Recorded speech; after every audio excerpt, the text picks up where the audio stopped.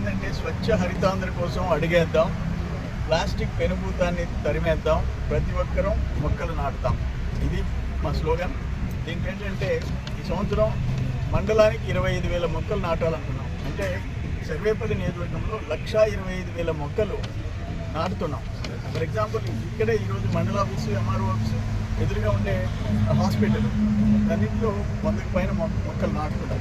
నేను అందుకే చెప్పాను, మొత్తం సచివాలయం సిబ్బంది, పంచాయతీ కార్యదర్శి, పంచాయతీ కార్యాలయం, మండల కార్యాలయం, రెవెన్యూ కార్యాలయం, వీళ్ళందరూ సిబ్బంది, ఉద్యోగస్తులు ఒక్కొక్కరు 4 చెట్లు అడాప్ట్ చేసుకోవాలి, 4 మొక్కలు నాటాలా, వాటిని బతికించుకోవాలి. అది వాళ్ళ రెస్పాన్సిబిలిటీ అని చెప్పాను. అట్లే మా పార్టీలో కూడా సర్పంచులు, ఎంపీటీసీల దగ్గర నుంచి పదవుల్లో ఉండేవాళ్ళు, గ్రామ committee, unit incharge, cluster incharge, వీళ్ళందరూ మనిషికి 4 చెట్లు పార్టీ నాయకులు కూడా ఫోన్ చేసుకోవాలని చెప్పేసి నేను తెలియజేస్తున్నాను. ఎందుకంటే పర్యావరణాన్ని కాపాడుకోవాలి, ప్లాస్టిక్ లేకుండా చేసుకోవాలి. మనం రాబోయే తరాలు ఇప్పుడు మనం చూస్తున్నాం, హిమాలయాలు కరిగిపోతున్నాయి.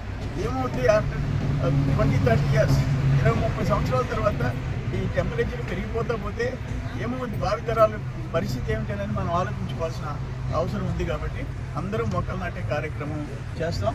ప్రపంచ పర్యావరణ దినోత్సవం సందర్భంగా అందరికీ శుభాకాంక్షలు తెలియజేస్తాం.